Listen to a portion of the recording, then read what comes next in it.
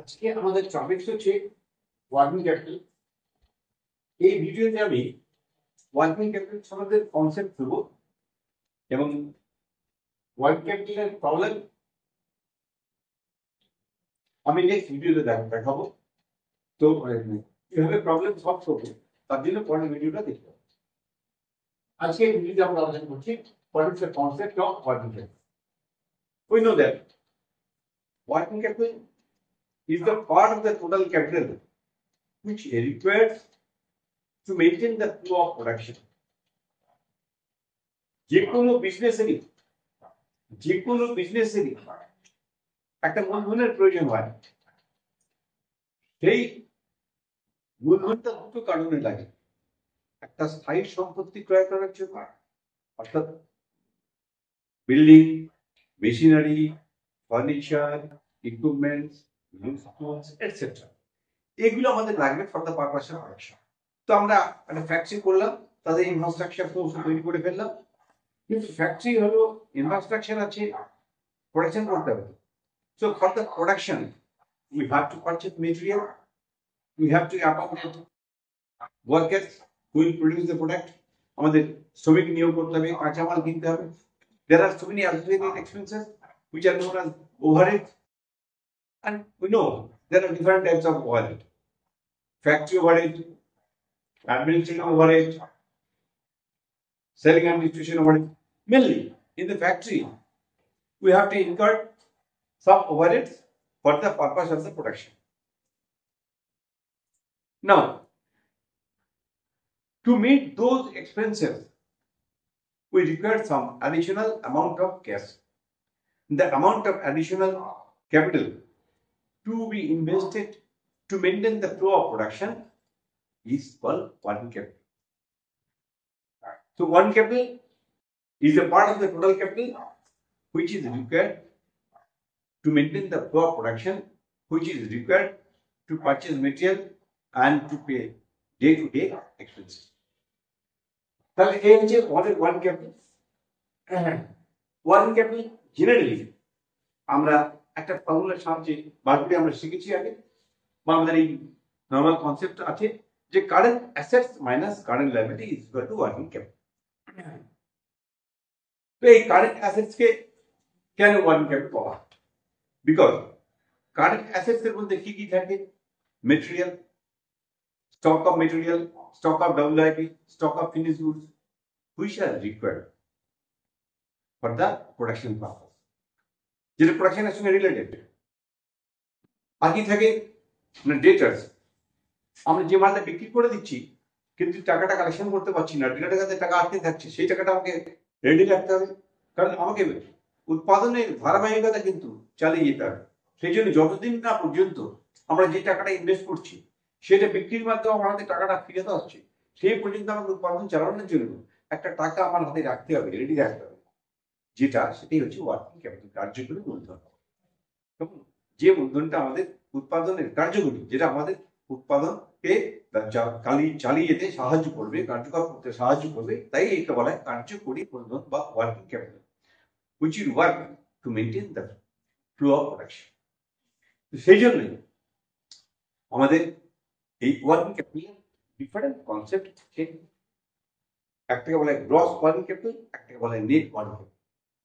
Gross মানে total current assets কে বলছি আমরা gross working capital, current assets minus current liability কে বলছি আমরা নেট ওয়ার্কিং ক্যাপিটাল। তো এই কারেন্ট অ্যাসেটস এর এলিমেন্ট কি কি আমরা জানি? ডেটার্স, stock, cash in hand, cash at bank, BR, prepaid expenses. These are the elements of current assets. And current liabilities element হচ্ছে creditors, bills payable, bank overdraft, outstanding expenses. These are. তো এখন এই current assets থেকে current liability কেন minus করে net working capital হচ্ছে? কারণ how much amount I have to be invested in the business to maintain the flow of production. আমার কত টাকা দরকার? এখন আমি ধরলাম আমার 2 লাখ টাকা দরকার। এখন এই 2 লাখ টাকার মধ্যে যদি আমি কাঁচামাল কিনতে কিছু ধার পাই, ধারে কাঁচামাল কিনতে পারি, তাহলে সেই টাকাটা আমাকে এখন বিনিয়োগ না করলে হবে। যাদের আমি রিক্রুট করছি এমপ্লয়ি, তাদেরকে যেদিন রিক্রুট করছি সেদিনকে পেমেন্ট করতে হবে না, এক সপ্তাহ পরে পেমেন্ট করতে হবে, উইকলি পেমেন্ট করতে হবে। বা 15 days আফটার পেমেন্ট করতে হবে কি 1 মাস পরে পেমেন্ট করতে হবে, তাহলে সেই পর্যন্ত আমি টাকাটা লাগছে না, সেই ফ্যাসিলিটিস আমি পাচ্ছি। তাহলে যেটা আমার এক্ষুনি ইনভেস্ট করতে হচ্ছে না, যে ফ্যাসিলিটিস আমি পাচ্ছি, যারা আমাকে ধারে সেবা বা গুডস প্রোভাইড করছি তাদেরকে টাকাটা দিতে হচ্ছে না, সেটি হচ্ছে আমার কারেন্ট লায়াবিলিটি। তাহলে নেট আমাকে কত টাকা ইনভেস্ট করতে হবে, সেইটার জন্য আমাকে current assets minus current liability করে নেট ওয়ার্কিং ক্যাপিটাল আমাদের বার করছি। এখন ওয়ার্কিং ক্যাপিটালের ডিফারেন্ট কনসেপ্ট আছে, কেমন? আমরা যেরকম বললাম যে ওয়ার্কিং ক্যাপিটাল কনসেপ্ট আমরা বলতে পারি মোটামুটি 3টি কনসেপ্ট আমরা বলতে পারি। একটাকে বলতে পারি আমরা গ্রস, একটাকে বলতে পারি নেট, একটাকে বলতে পারি পার্মানেন্ট,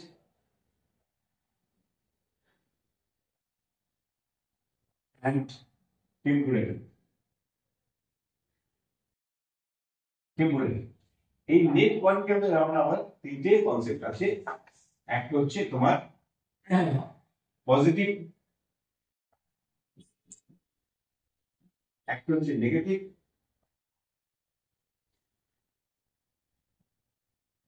হচ্ছে জিরো।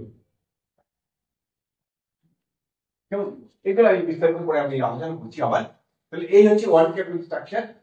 গ্রস মানে টোটাল কারেন্ট অ্যাসেট, নেট হচ্ছে কারেন্ট অ্যাসেট মানে কারেন্ট লায়াবিলিটি, পার্মানেন্ট যেটা চিরকাল থাকছে কন্টিনিউয়াস, আর টেম্পোরারি যেটা সিজনালি আমাকে ইনভেস্ট করতে হচ্ছে আবার তুলে নিচ্ছি। পজিটিভ যখন ওয়ার্কিং ক্যাপিটাল পজিটিভ ভ্যালু তখন পজিটিভ, যখন নেগেটিভ ভ্যালু তখন নেগেটিভ, অর্থাৎ কারেন্ট অ্যাসেট যদি বেশি হয় তাহলে পজিটিভ, কারেন্ট লায়াবিলিটি যদি বেশি হয়ে যায় তাহলে নেগেটিভ, আর কারেন্ট অ্যাসেট এবং কারেন্ট লায়াবিলিটি ইকুয়াল হয়ে যায় তাহলে নেক্সট জিরো। এটা আমি ডিটেইলসে তোমাদের আমি নেক্সট আবার আলোচনা করছি।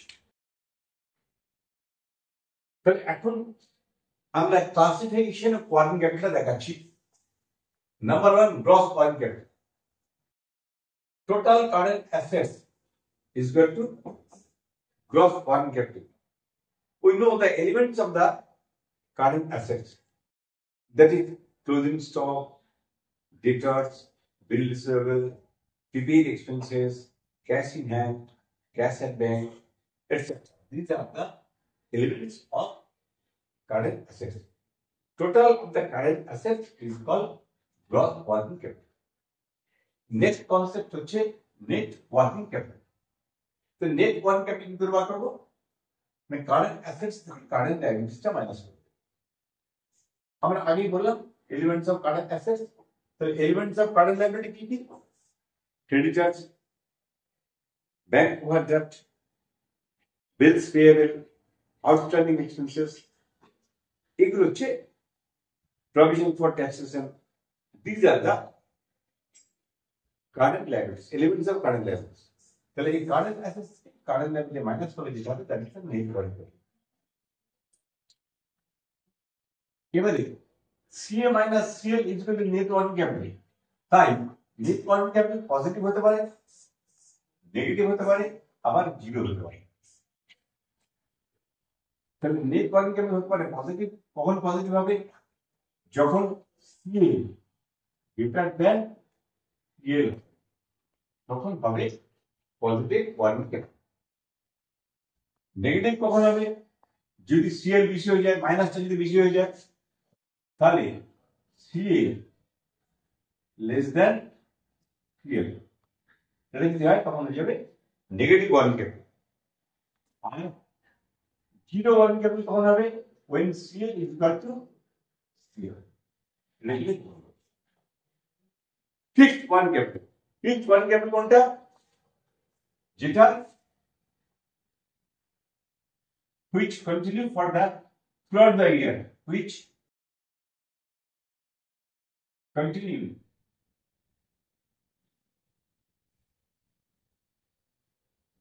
throughout the year.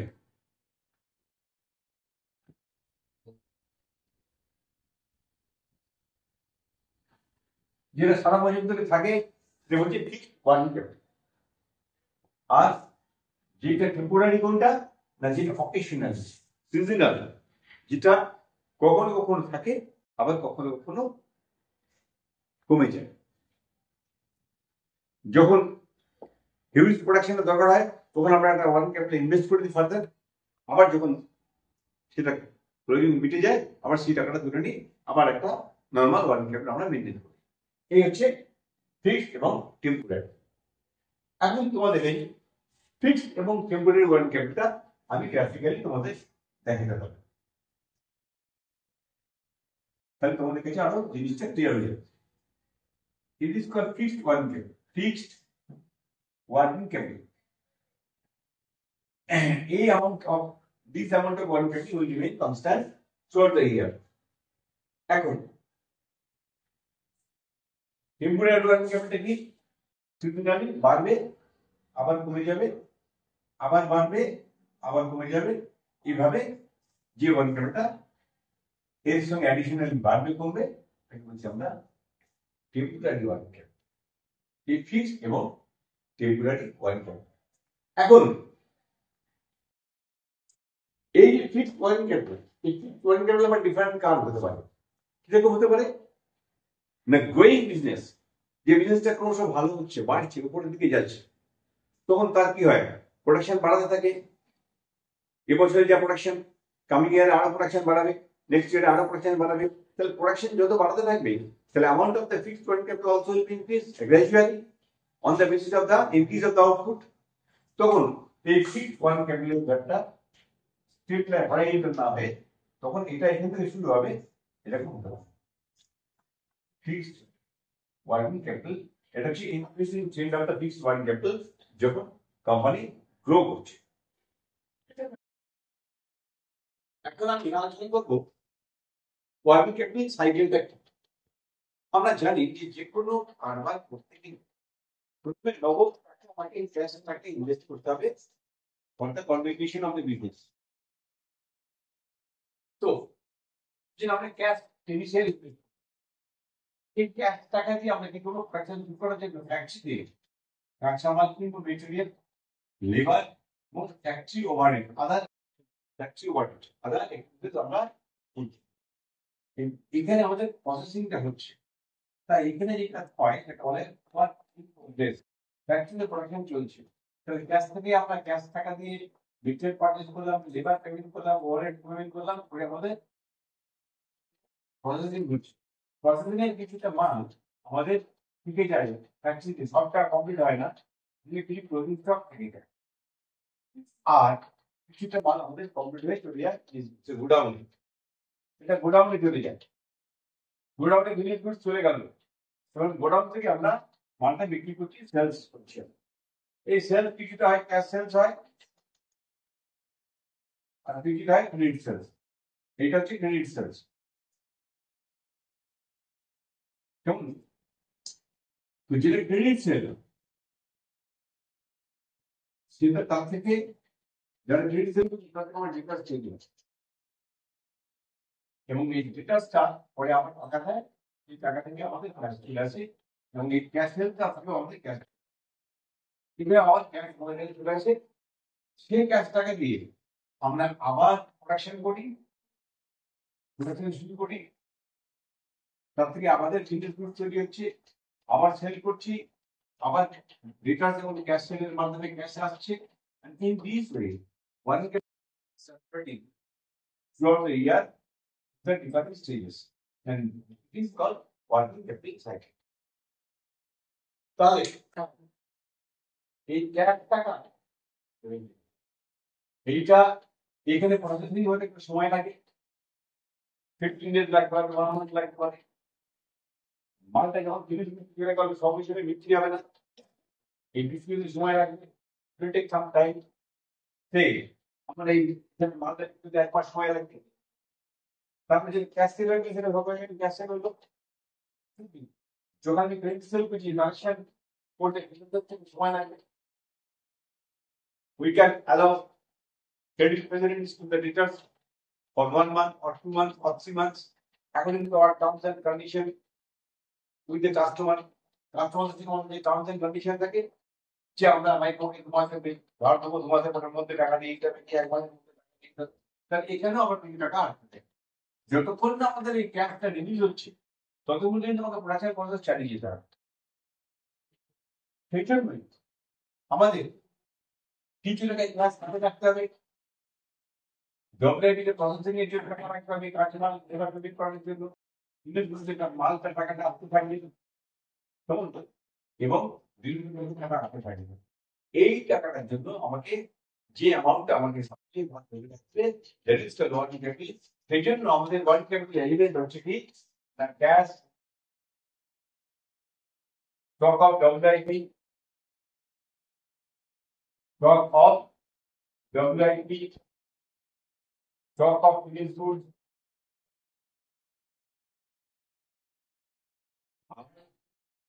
রিসার্চ।